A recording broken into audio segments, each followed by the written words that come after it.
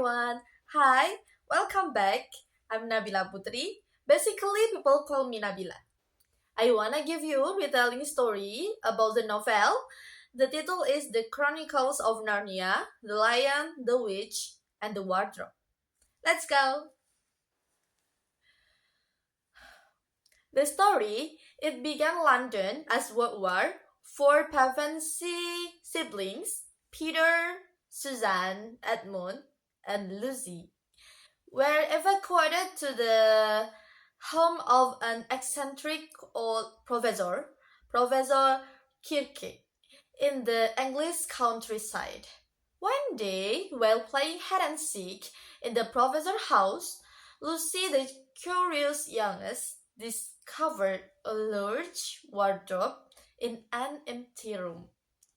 When she stepped inside, she was surprised to find herself in the middle of a snowy forest.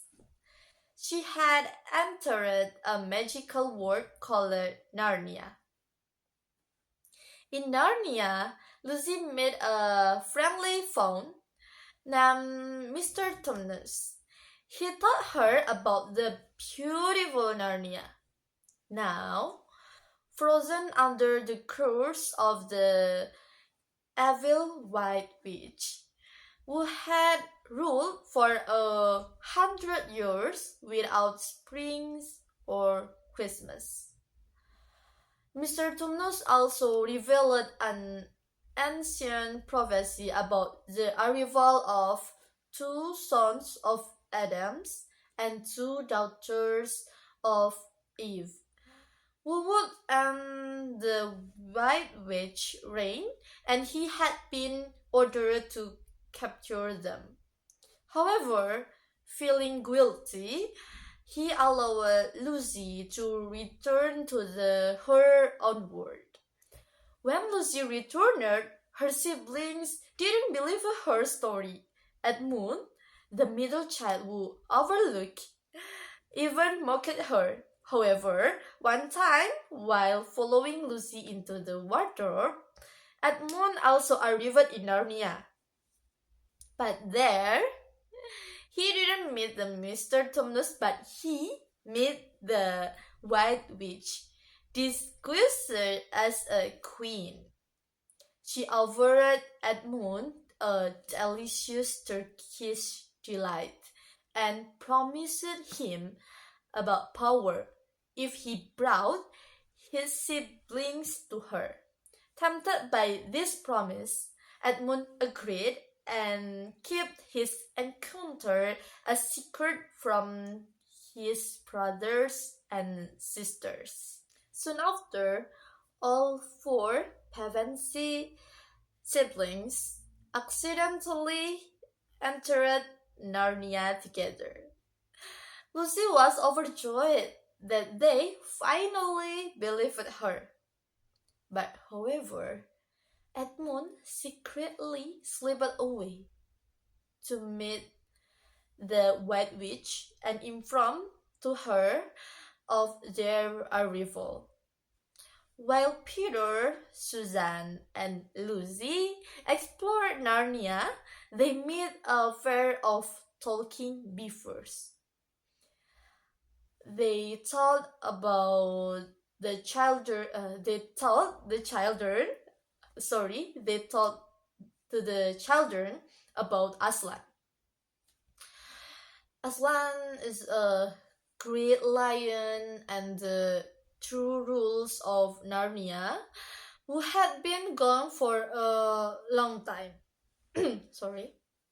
But was now returning to end the White Witch power. They also explained the prophecy and the important role that Pevensey children would play in liberating Narnia.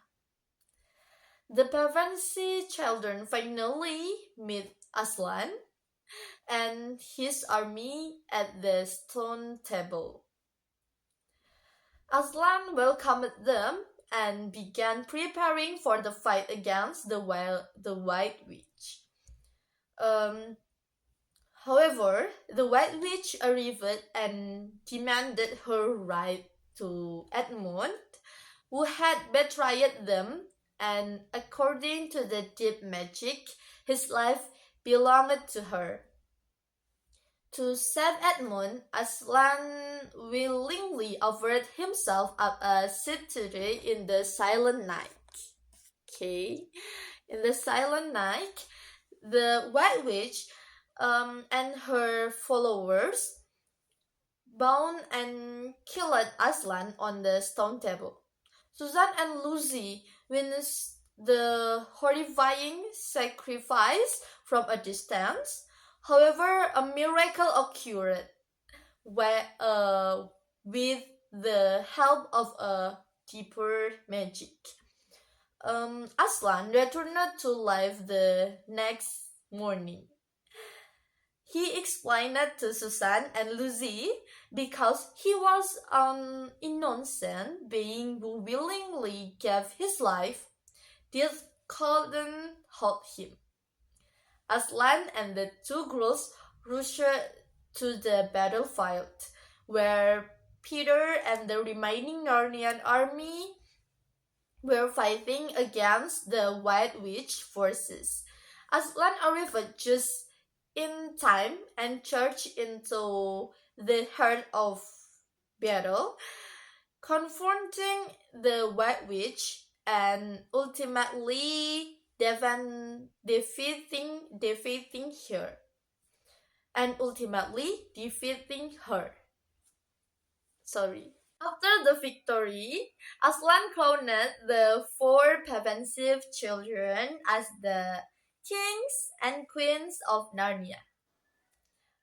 Peter became King Peter the Magnificent. Susan became Queen Susan the Gentle. Edmund became King Edmund the Just. And Lucy became Queen Lucy the Violent. They ruled Narnia wisely and justly for many years, bringing peace and happiness. Years later, while hunting the legendary white stag, they chased the animal back to the area of the forest where they had first arrived in Narnia, around the old wardrobe. They stepped inside, suddenly found themselves back as a children in the professor's room. As if not time had a possessed sense, they had first entered the wardrobe. Professor Kirke, who found them looking confused near the wardrobe, simply smiled as if he knew more he was letting on. Okay, it's all about my retelling story about this novel, and I hope you enjoy. Thank you for your listening, and I'm Nabila Putri. Goodbye, see you again.